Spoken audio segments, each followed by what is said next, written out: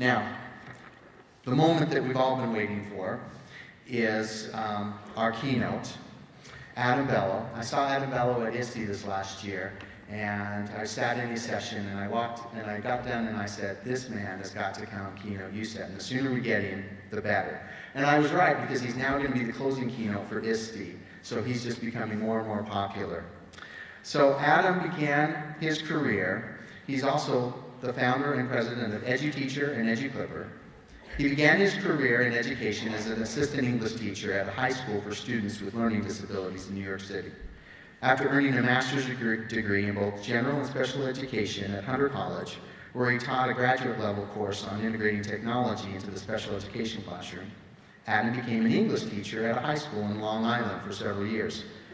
Then his two passions collided, technology and education, as he became a technology training specialist for a school district on Long Island. Adam works with educational leaders, teachers, and students from around the United States to help them infuse technology successfully in the classroom. Adam's not only a successful educator, he's also a caring father. And I hope he doesn't mind me saying this. I overheard him talking this morning to his boys and explaining how to run the snowblower and the new 6 inches of snow to his wife. And so I empathize with that. I've done that same thing as I've traveled the state in years past. So it's a great sacrifice to his family that he's with us. And I welcome Adam Bellow to be our 14th keynote.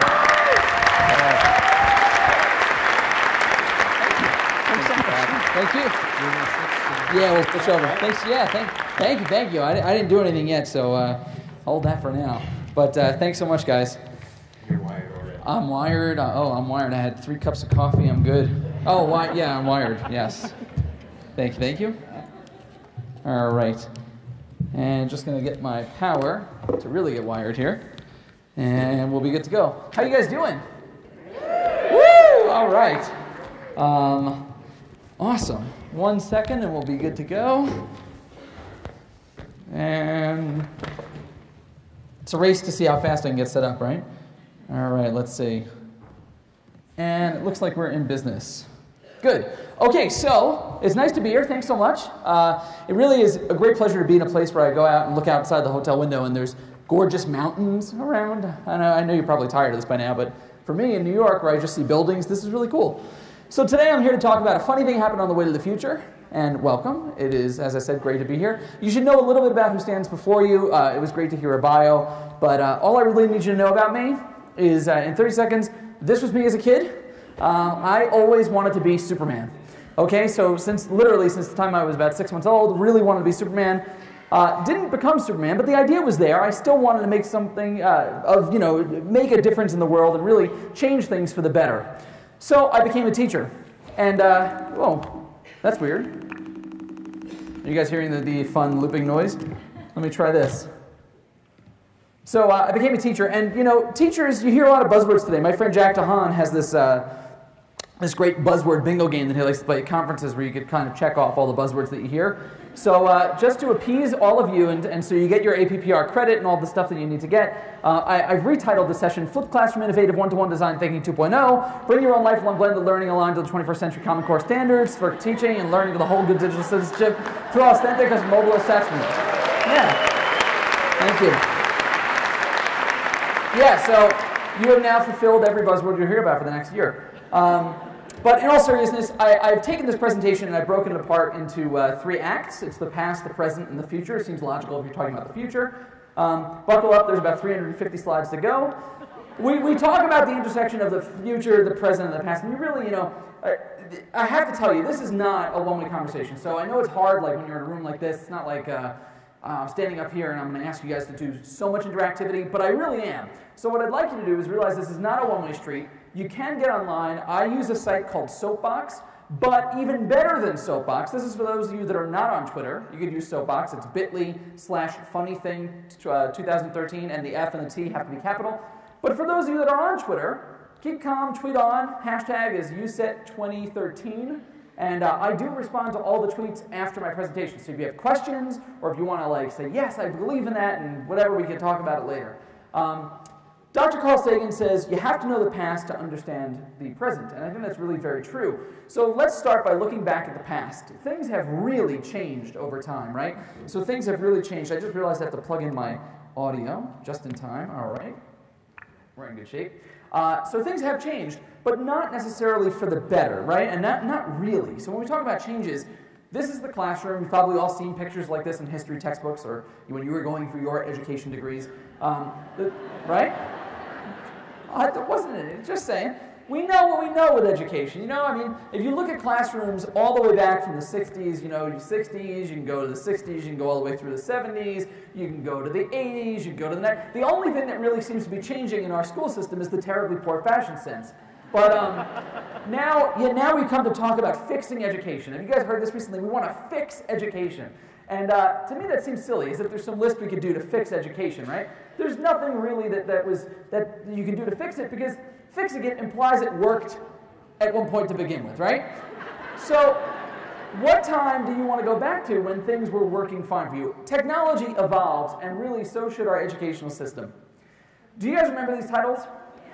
Yeah, so let's enjoy reminiscing real quickly. A little trip down memory lane, if you will. This is how I learned history, right? Okay, just enough. This is how I learned math. And did you know they're making a movie about Oregon Trail? Their dreams were dying in Independence, Missouri.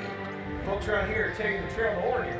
I reckon we ought to do the same. The Oregon Trail? Go cure the boredom. We might learn a thing or two. You won't learn anything. They packed up and left the only home they've ever known. Paul thinks he knows everything. I can't wait to start my new life in Oregon. What new life? You're gonna be a carpenter, just like him. Nobody wants to be the carpenter! Yeah. So, you know, that was educational technology, right? The sound brings it all back, doesn't it, guys? So we've come a very long way, right? But we still are carrying with us some baggage. Baggage, right? And we've carried that baggage with us to the present. And let's talk about the fact that we really, honestly live in a ridiculously amazing time. It's amazing. From a gadget nerd standpoint, and that's just what I am, I'm proud of it, the fact that I can install an app on my phone to control the thermostat in my house, that's nuts. Like, I mean, there are so many things that just daily we take for granted, you know. We live in an amazing time. But there's a but attached to this, and it happens to be a very big but. There's a lot of obstacles in our way, right? There's a lot of obstacles. This probably looks familiar to many of you. Now, I must say that from what I've heard from the UCET board members, I was here last night hanging out and you know, helping to stuff some of those bags. I've been learning a little bit about what's going on in your state and in the schools. And I got to tell you, it's better than most of the places I've traveled to. And some of you are like, well, we still have issues. Of course we have issues. I'm going to talk all about those. But I have to tell you, you should be very proud. This is a beautiful facility. And those chairs, they look brand spanking new, right? But let's talk about this, right? So, this true story, last night, I'm talking, you know, Boy Scouts came and helped stuff bags, right? And I said, what do you like best about school? And the kid's like, nothing. I said, oh, okay. And I thought he was trying to be, like, humorous. But no, he's just being, you know, his honest little self. And he's like, yeah, school sucks. I'm like, oh, well, what would make it better? Not having it. And when I say school sucks, by the way, I'm not referring to the website schoolsucks.com where you can download free term papers if you don't know about that, your kids might. And when you have middle school, now that we're in a high school, it's very appropriate. Sometimes they do elaborate and tell you, you know, school, they get into it a little bit more. Yeah. And we act like kids. When we hear this, I know, you know, like, trust me, when I hear this, I act like a kid. Oh my gosh, they're talking about my chosen profession. And we get upset, they're choosing about my profession. Or we get really pissed because they're talking about our profession. Let's examine for a moment why school sucks, right? So you ask the kids, right? Let's ask those kids. Well, you could go on YouTube and watch hundreds of videos about kids ranting about how the lunch lady this and the so-and-so teacher smells and whatever. But what I found really interesting is there are some kids that try to express themselves differently. So I found this image, and this is by no means a work of art, or I mean it is a work of art, but it's not like necessarily something you're going to see hanging up as a most cogent argument for why school is terrible. But school wastes our gigabytes, and say no to the school, free the innocent children. But if you look at the comments that were posted under this, and this is a fairly old one, but this student says, I made this when I was bored out of my brains with homework, and I decided to make a protest sign, something they probably learned in social studies class, the 21st century way. Someday I'll make a better version that makes more sense. No one's ever said that about homework, right? And they actually even cite their sources. And this was made on GIMP, which is an open source version of Photoshop, which is amazing, because they actually took a fair amount of time to make this. Or you could ask Paul Simon. You know, he has a song about this.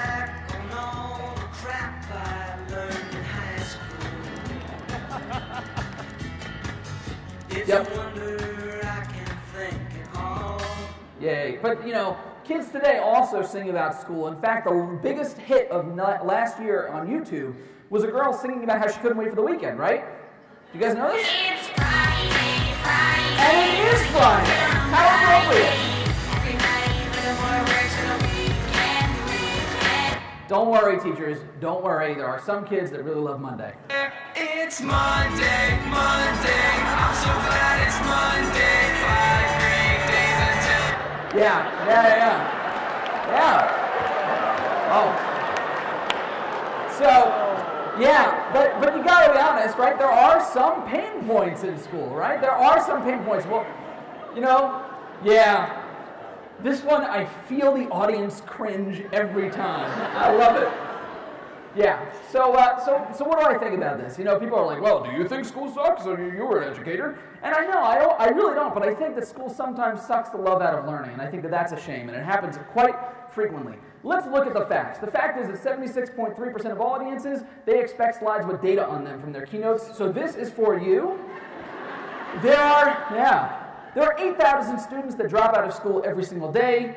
That's 2.9 million kids a year. And if we translate that to something that we can actually understand, it's 97,333 classrooms full of 30 students apiece, or 333 kids during the course of this presentation. By the way, I don't do the whole pie graph thing. It reminds me too much of Trivial Pursuit pieces, so you're on your own with that. Okay, but one of the problems is the way that we see school, right? We see school, this is what most schools look like. As I said, your school is gorgeous, but you know, I've been in a lot of schools that look like this. You know, school is supposed to prepare kids for what's next, right? So we hear this term a lot, college and career ready. Have you all heard college and career ready?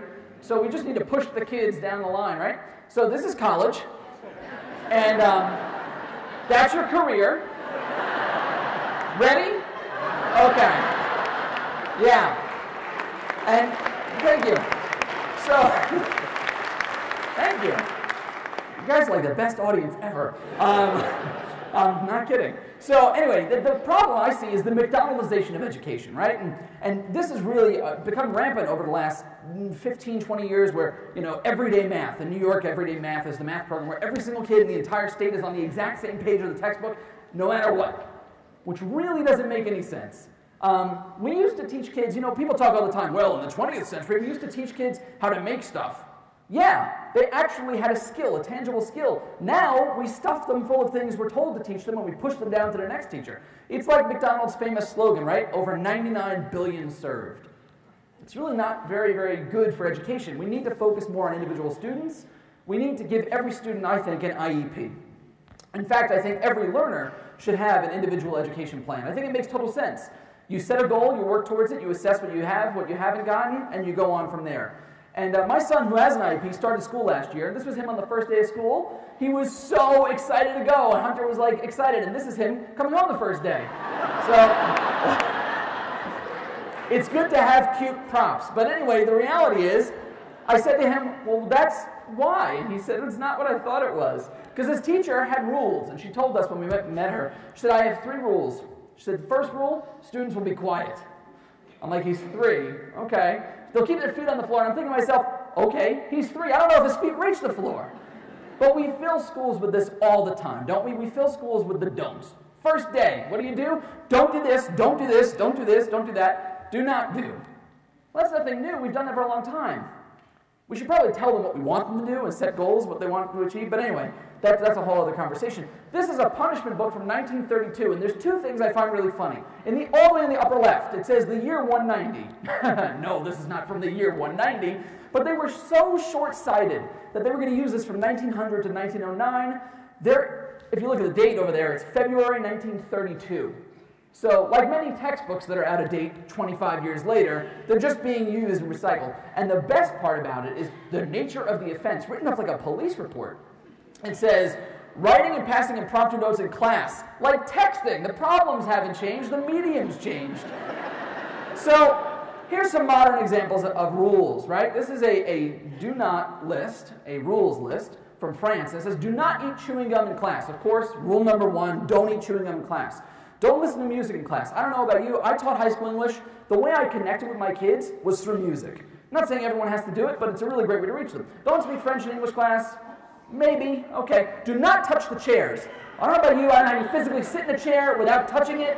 These kids are, yeah. So, and then Baltimore, they have, of course, rules. No chewing gum, right up at the top, right next to that other rule, no weapons. So, yeah. What you learn from this, of course, is that chewing gum is the enemy, rule number 1, right? And we have to start breaking some of these rules. And I think the rules about rules is to not give the kids rules in the way that we think about them as do not, but we give them things we want them to achieve and to attain.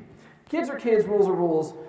Some things really have changed, and as I said, unfortunately not for the better. And this is, of course, everyone's favorite day, right? Or week or month. I mean, now I feel like the testing will be primarily most of the year. How many people enjoy test day? Yeah, oh, boom, yeah, exactly. Trust me, the kids say the same thing, right?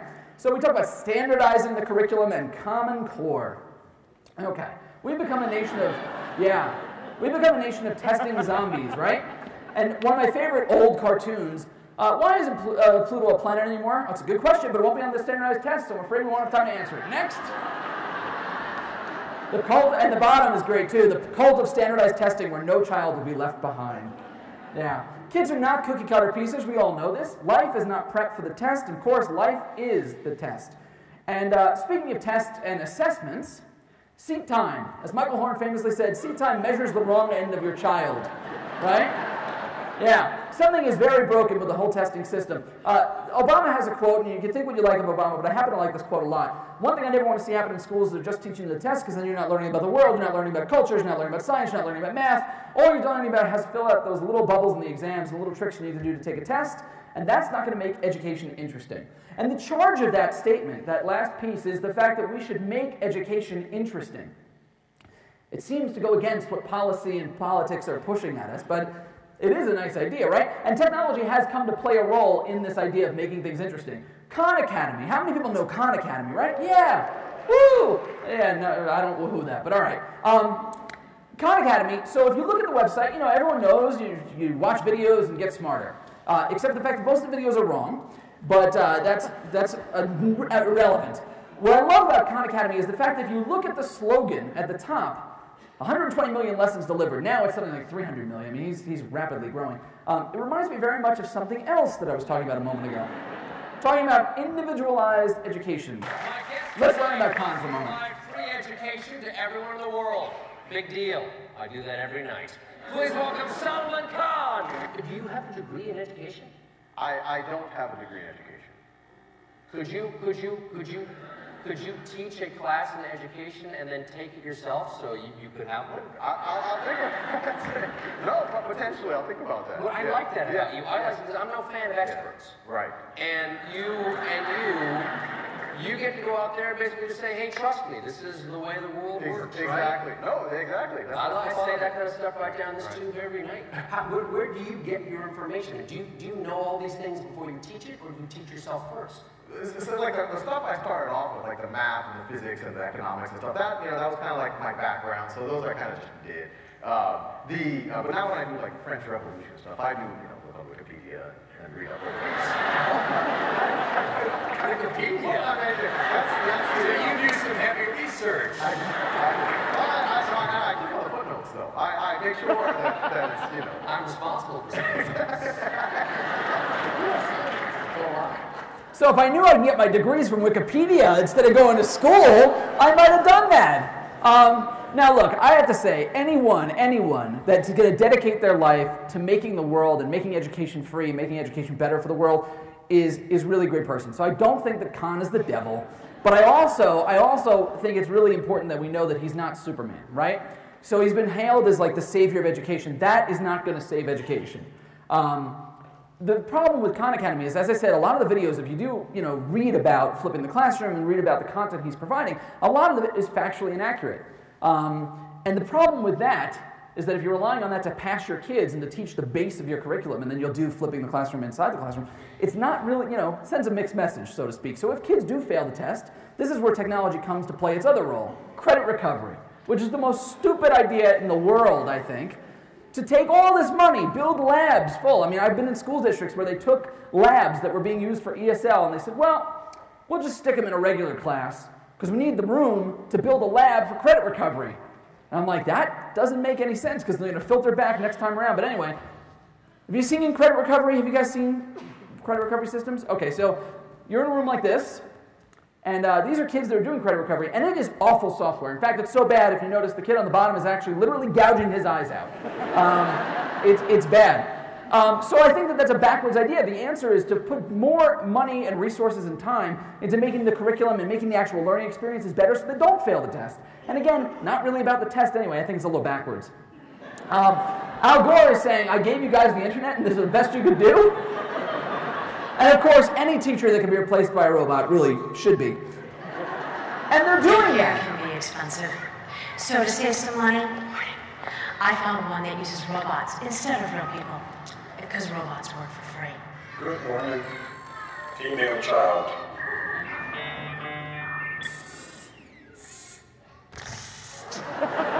Floss? Maybe. There's an easier way to say it.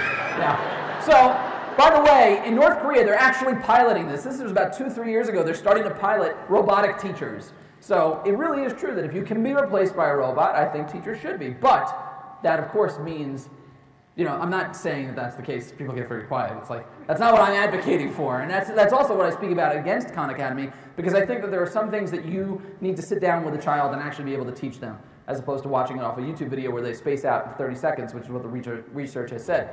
So it also brings up the question is, where are we telling these kids to get the answers? Perhaps it's the questions that are wrong. If we're telling kids to go to answer something that can be found in Google, Wikipedia, Wolfram Alpha, or the back of a textbook, perhaps it's the question that's wrong.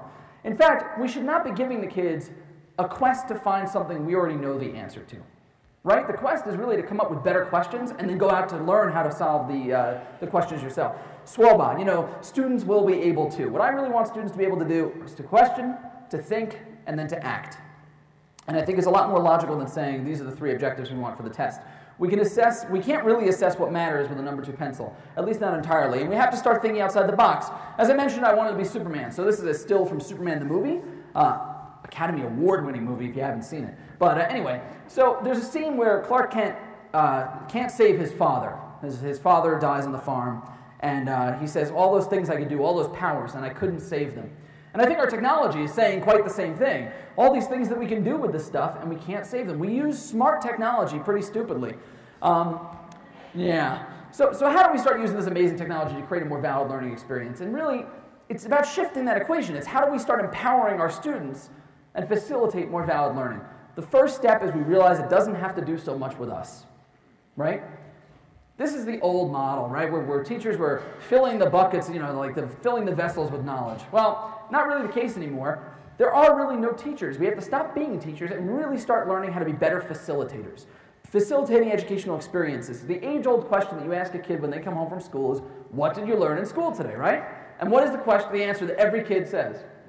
Nothing. And the real answer is nothing that matters to me. I say the GAC factor, right? It's the give a crap factor. If they care about it, they're going to do better. Now, does this stuff matter? Do we have to engage students on that level? You've got mail. Hold on 1 second, I'm sorry. Sorry for the bad news. How consciously I to use the mayor of UCET. One day. I didn't know you guys invited him. All right. Anyway, a sobering quote is 44% of kids that go to college don't graduate. 44%. It's almost as bad as divorce. It's really very disheartening. And I think part of that is because the educational system, it stresses very prescribed success. And we're not just talking about from the kids. Let's talk about teachers. What motivates you as an educator, right? What motivates educators? So I'm not telling you because everyone has their own answer. I'm just asking you. So you could go to the soapbox page or you could tweet it out, but to save time, I'm going to ask you to raise your hand, do it the old-fashioned way. What motivates you to be an educator? The money. Set up. Show me the money. What about summer vacation? No. Honestly though, like what is the one thing that's like, you wake up on a Tuesday, those favorite days of the week, and you're like, I got to do this for another 4 days. What's the thing you want to go back to school for? Kids. The kids. All right, and if you elaborate on that, I'm sure it's like when they get it, the aha moment, helping them craft, like you all have answers. I'm not going to force you to say it, but the reality is we all know that there's reasons that we do this, right? There's reasons we're an educator. The media says other things, and whoever shouted out the money, you may have been reading ahead a bit. But, if you listen to the media and you talk about the fight about teachers and, they get those long vacations. Yeah, to plan to be a better teacher for the following year. They get those long weekends. Who's coming tomorrow on a Saturday? Who's getting paid to come tomorrow on a Saturday, right? Okay. So let's think about what motivates our students, right? Do you guys know what this is? Coney, very good. If it was a room full of kids, they would have all shouted out Coney, because the reality is that kids knew who Joseph Coney was. I did not know who Coney was until I saw this video. Now, I am not here to talk about invisible children and their crazy antics. I'm not here to talk about the maybe misappropriation of funds that go along with this. For those of you who don't know the story, you should look it up. Very interesting. What I'm here to talk about is the fact that this video, which was a 30-minute documentary / movie, whatever you want to call it, was about trying to track down this murderer, Joseph Coney. And the idea was to make him famous. It was watched by 96.5 million people. Many of whom, if you look at the demographics, were under 18. That's a lot of time. They don't spend that much time on homework. They spend a lot of time on watching that one video. Because you can see when they trail off on the video and it's at the very end. The video asks them to buy these action kits. So this was actually last April, and it says, buy these action kits at $30 a piece, and then go litter your schools and your train stations and every place that you can go with this Coney propaganda to bring attention to this guy and have him caught and have the U.S. step in. So they had this idea of cover the night. Has anyone seen stuff around? I know where I live, there were tons of things on telephone poles and everywhere. Our train station still has these upside down triangles, the ones you see there at the top of the screen, spray painted. And I don't think anyone knows what they are except for the young kids that put them there. So what I'm talking about motivating kids, that was because it was a call to action to do something. So when you put giant things in the room that kind of look like the toys that they have in their pockets, it's not really cool if they have the real thing. If they can really do motivating stuff and engaging real things, and you give them fake things, it's not going to work. What I'd like to say is that innovation is not equal to iteration. I was reading a great article about this new awesome app that's coming out, where you could take your iPhone and you could snap a picture of a Scantron and it'll tell you instantly the grade on that paper. That's not innovative. That's not innovative, and it's a sad use of really good technology. What I think innovation really is the intersection of fear and bravery. So it's that moment of, I don't know if this is going to work, but I'm going to try it. That's what innovation is, and that's at least where it can come from. Technology is not a flashy motivator, but it could be a really powerful tool. We have to tell the kids, we have to know that it's not a magic trick anymore. I remember when the smartboard first became big. And I'm not talking about when it first arrived in the classroom 15 years ago and no one knew what it was.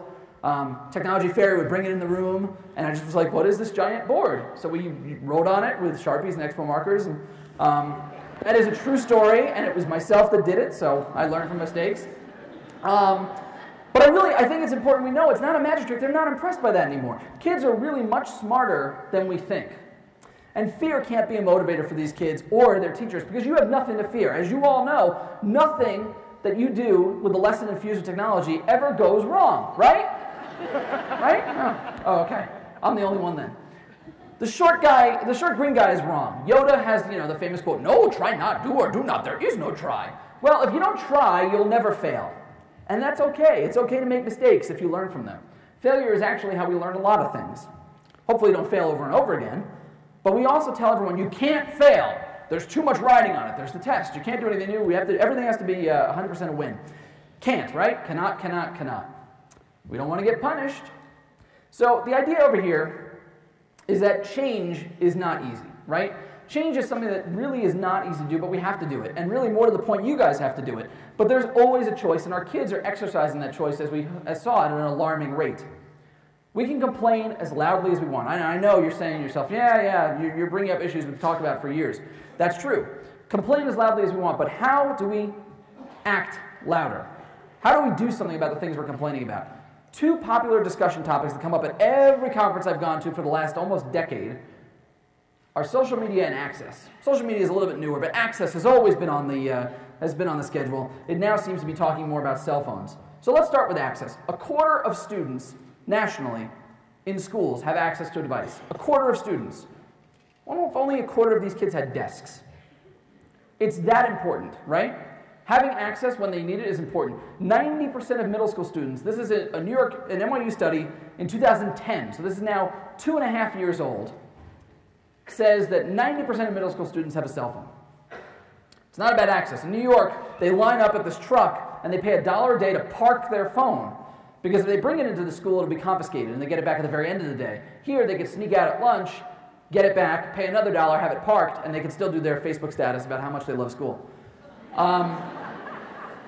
So these devices, we have to remember, and this is, you guys know it already, but I think it's important to say again, like, these are not toys, these are tools. And they can replace so much of the antiquated technology and other things that we've bought for our schools previously. We have to start teaching the kids how to use their devices properly, but really, if we look at that statement a little more carefully, let them teach you.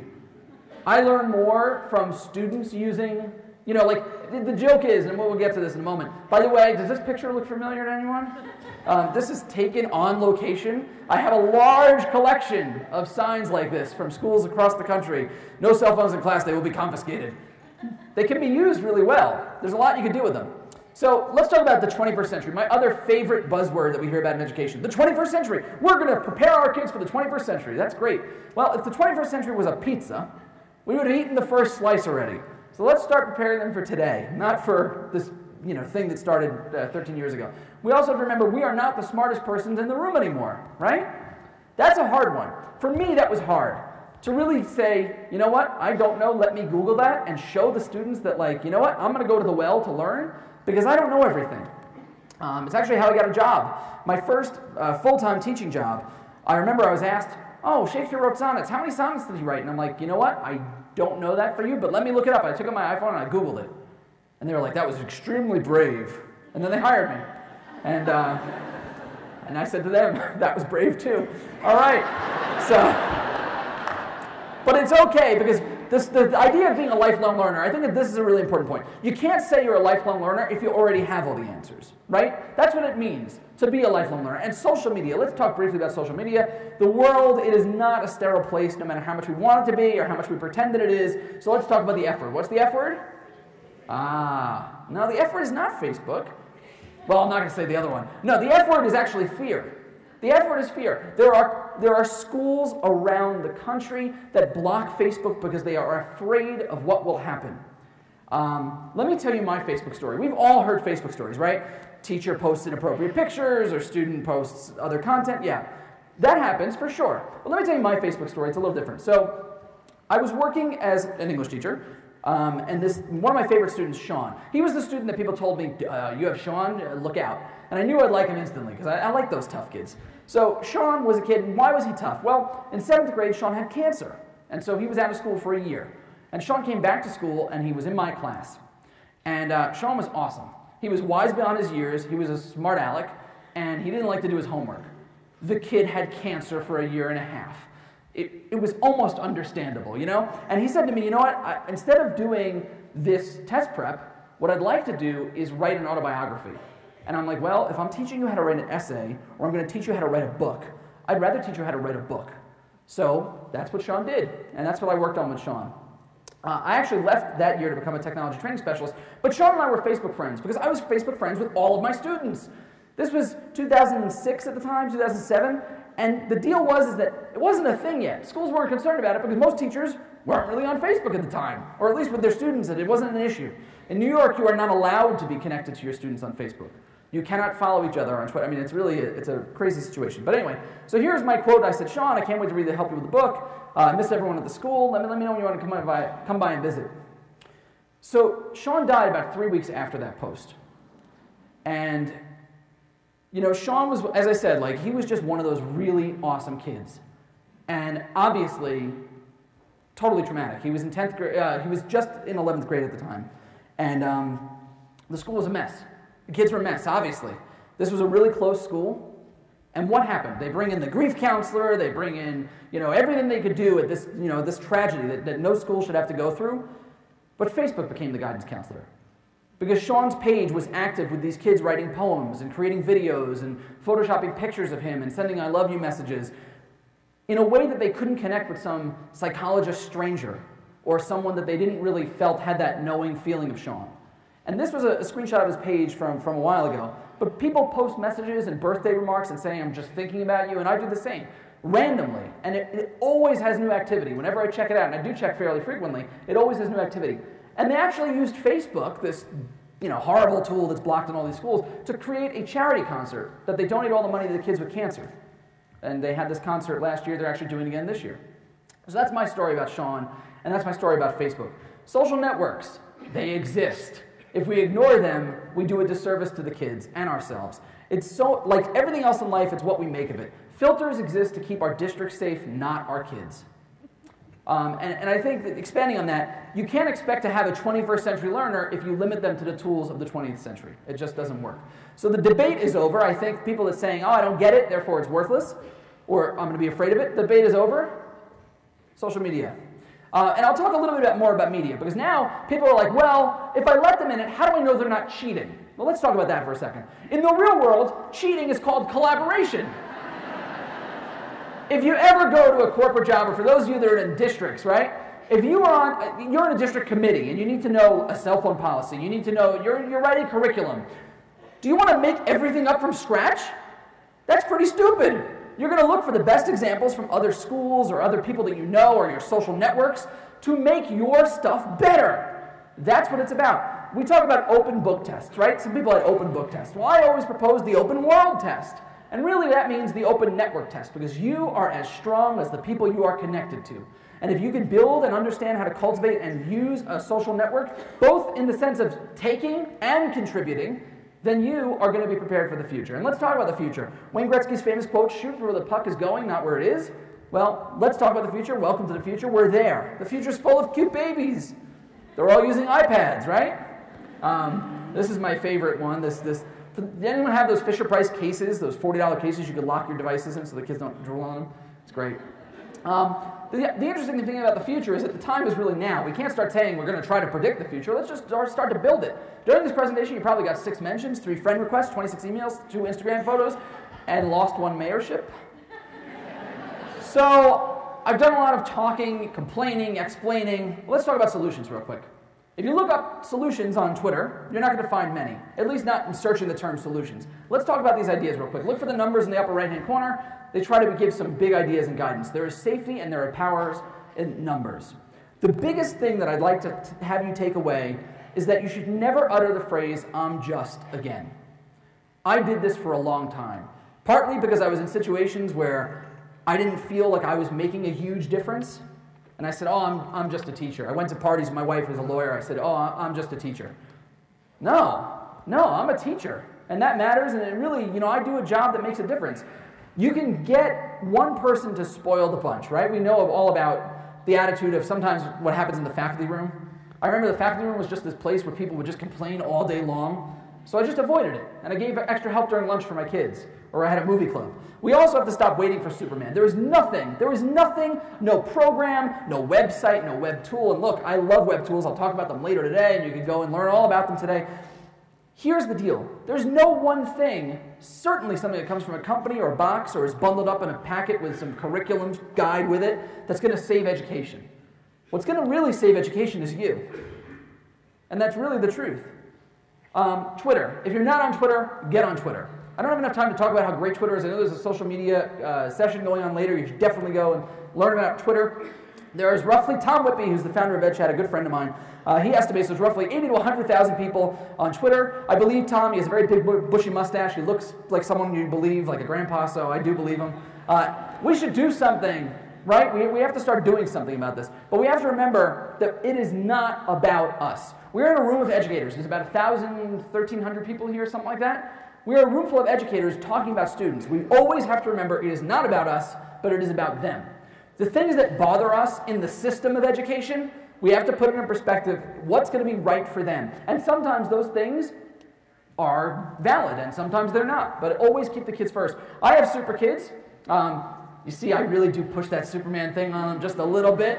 But I really do want them to grow up in a world where they can be told that they will make a difference, and we really do have to empower these kids. Empowering kids means that it's great to teach a lesson in technology. It's also great to let the kids teach a lesson in technology. Don't be the one standing at the smartboard touching everything. Let them do stuff. The iPad, hand it to the kids, maybe carefully, depending on the child, but let them use it. And let them amaze you. Project-based learning is really about passion. Passion-based learning. Let them come up with projects that really excite them. You can teach almost every single thing that you possibly can in your curriculum, or I would say everything you can, through a passion-based project. It appeals to their GAC factor and light their brain on fire. I think Kevin Honeycutt spoke here, 2 years ago? And his quote is, he says, "I like to see scorch marks on the floor." And I love that. I mean, it's just that idea of getting the kids so excited about learning. It does happen, trust me. How do you do this? Well, here's one example, right? Angry Birds. So Angry Birds, how do you inspire kids with Angry Birds? Here's NASA, by the way, developed the last one, the last couple with the gravity mode. So it's about science, right? But people have done this for years. They integrate, questions that have Angry Birds based in their curriculum. That's not hard, right? Some people even do it as an artistic project, so it's art and measurement. Some people do it this way, though. So they're actually setting up Angry Birds. So now they're sending the setting the structure. And they're actually going to learn about 76, measuring, they're going to learn about gravity, they're going to learn about, this was an incredible, it's a 35-minute video. We're not going to watch the whole thing, I don't think. No, let's not watch the whole thing. But you can watch that video. There's great ways to just spark the kids' interests and teach a valid skill that they'll remember far more than if they memorize something. We also have to start talking less and doing more. It's really, really important. Our goal is always to turn this kid into this kid, someone who actually cares and wants to be there and wants to learn. School should not suck the love out of learning. It really should invigorate these kids. It's about the sense of wonder. That's my son. This is not a staged photo. He actually broke this bubble blowing machine that he had. And at first I was annoyed because I'm like, it's going through like gallons of bubble liquid every 5 minutes. And then he was just walking around just like catching these bubbles and just staring. "Daddy, what is a bubble? How do you, is it a liquid?" And we just talked about this and it was great. You've all been probably familiar with Kane's Arcade. So Kane's Arcade was a video last year of this boy that built in his father's garage. He built an arcade out of boxes and cellophane and all sorts of crazy stuff. And they made a documentary about him. If you haven't seen it, it's amazing. A video that doesn't get as much play that I'd like to show you is Audrey's Rube Goldberg machine. I'm Audrey Clements, and I made a Rube Goldberg machine. A Rube Goldberg machine is a machine that creates a chain reaction, a really complicated one, to do a simple task. So, my Rube Goldberg is going to start with. So I'm going to skip a little bit. So he's explaining how it's going to go all the way around. Yeah, I know. Everyone laughs at the toaster. That's called lenient parents. The shiki ball will fall off and release the pulley, letting this thing fall on the monster and trap it. And Rube Goldberg machines don't always work on the first try. So this is my chart: how much successes and how much failures. I think we'll have. This is my hypothesis, and this is the actual. My hypothesis on successes is 2. I think it will have 10 to 20 failures and 2 successes. And that's my hypothesis.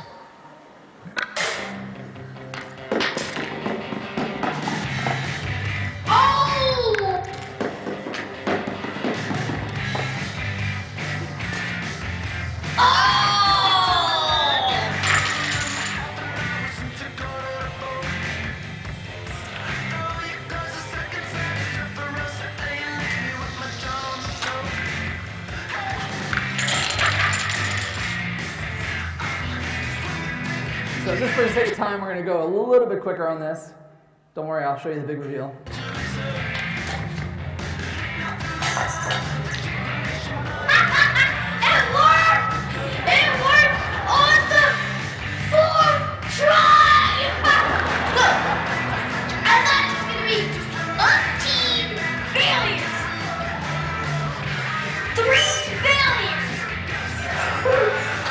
It's so crazy! It worked! If you don't succeed, try again. So, yeah, I mean,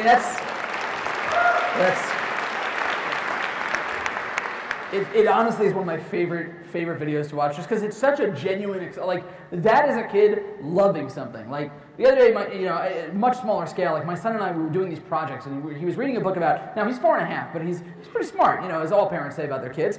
He was reading a book about solids, liquids, and gases, and it says, it's a book for 4th graders that I bought when I was doing my teaching training, and he found it and wanted to read it. So we're doing the experiments, and the look on his face when he opened the freezer and saw that the cup had frozen solid was just like, he couldn't believe that he had made something into an ice cube, which, it's the little things, right? Anyway, as I said, much different scale. I'm not letting him hang anything from the ceiling. It's anyway. Collaboration.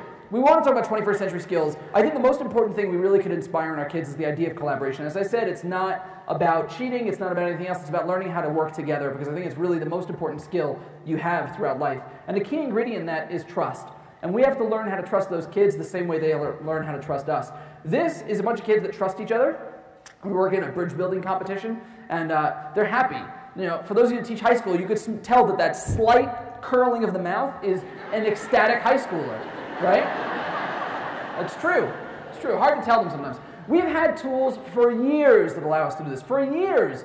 Google Docs. I mean, all these tools are old. And I specifically show old tools because they've been around a long time. We have to start incorporating them and using the power that they give us. If you haven't done Skype in a classroom or mystery Skype, you really should. Allow this learning to matter for these kids. Let them get engaged and let them do stuff that matters to them. Allow them to create something that's real. Eating versus cooking, right? Is the difference of eating versus cooking. Consumption versus creation. Anyone can download an app from the App Store. Why not upload one? An entire curriculum that was based around building an app about cyberbullying taught kids language, taught them math, taught them a whole bunch of stuff about doing research, about doing research with bullying, taught them programming, taught them, I mean, it was an amazing project, and this was something that let them do it. We have, as I said, the tools to let these kids produce. We have to start letting them do it. There was an article this morning, literally this was this morning, that said, Minecraft actually could be the ultimate education tool. The video that's attached to this, I don't have time to show it, but the video attached to this is amazing. It recaps a little bit, it even has an Oregon Trail joke in there. So it goes through the history of education, and it also really talks about how Minecraft can be used to teach all these different skills, with some good examples on it as well. Minecraft, if you don't know, just came out with an education, or has been building an education platform to go along with it. Flipping the classroom. If we talk about flipping the classroom, we have to look at what Plato said. A quote from an old dead guy. Do not train children to learning by force and harshness, but direct them to it as what amuses their minds, as you may be able to better discover with accuracy the peculiar bent of the genius of each. We have to start also dating the tools and marrying the abilities. We are a nation of iPad zombies. Talking about the iPod real quick. So this was the iPod in 2003, this is the iPod in 2013, and what will the iPod be in 2023? I don't want to take that bet with anyone yet, because if you told me that this would be around, now, I would not have believed it. We have to stop being narrow-minded with the technology we use. Everything we buy and use will become obsolete, and that's totally okay. The same is true for our web tools when they disappear. Tools go to the web tool graveyard. It was there last night when I was lesson planning, and it's gone this morning. It's terrible, but it happens. So when a tool dies, one is born to take its place. Just be flexible enough to go with that and welcome this new child into the web tool family.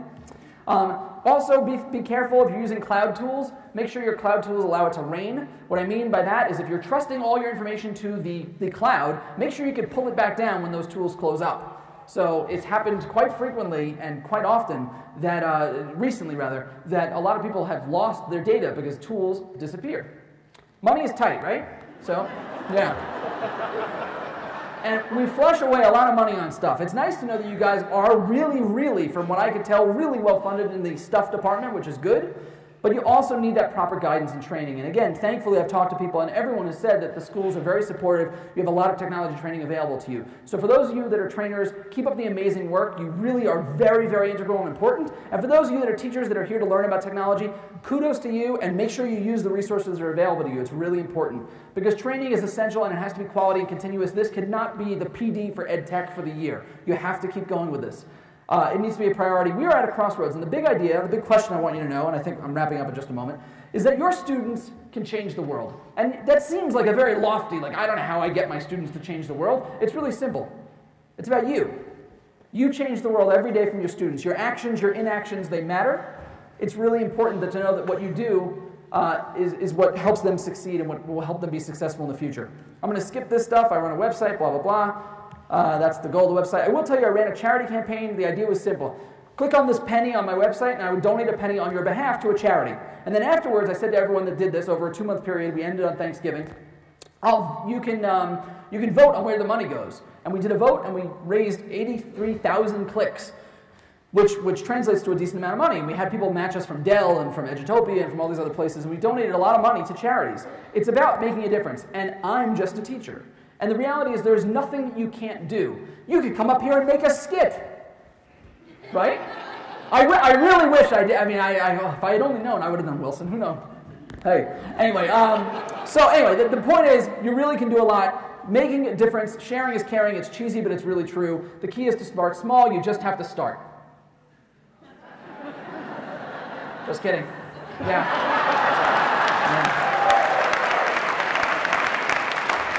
Yeah, thank you. So, really important, I'm going to wrap up real fast. Having a sense of humor is really important. Don't take technology for technology's sake. You can do it with technology, that's great, but this is an interactive whiteboard. It didn't cost $4,000. It's an interactive whiteboard right there. Learn one new thing, and this is important for the conference. When you learn that one new thing, you can probably learn lots of new things, but do one new thing at a time. That's really important to manage what you learn here today. You'll probably go and learn about 60 tools in one session, and 50 tools in another, and 48 and a half in the other. But make sure you do these things at a reasonable rate. We want you to try them all, but if you try them all at once, it's like baby food. You can't give a baby more than one food at the, again, I talk only from experience. When you're trying out new foods, you can't give them new foods 6 times a day. You got to try it out and make sure it works. This is a lifelong learner. You want to know what that means? It means that. That's your diploma. So keep learning, keep going. I'm going to skip this slide real quick. And let's see if I go down right to the very end, because I want to get you out of here. I know there's lots of other great sessions here. So, very important over here. I want you to remember one thing. Actions speak louder than buzzwords. Practice what you preach. You're here at UCET. It's a great opportunity to get you to recharge your batteries. Nice to hear it nice and loud, right, Apple fanboys? Okay, but remember you. You are the one thing. You are the one variable in this entire equation that you can control. You're not going to change state tests by yourself, but you can change the way you react to them. It's about you, and your passion, your dedication for education could be absolutely infectious, not only to your peers, but to your students where it's most important. So I really am giving you homework assignment, and that's really what I hate. It's a Friday, there's a weekend coming up, you're going to have fun activities later. But here's your homework assignment for the rest of your educational career. Be infectious. Thank you guys very, very much. Thank you. Thanks. Yeah, please. Thank you.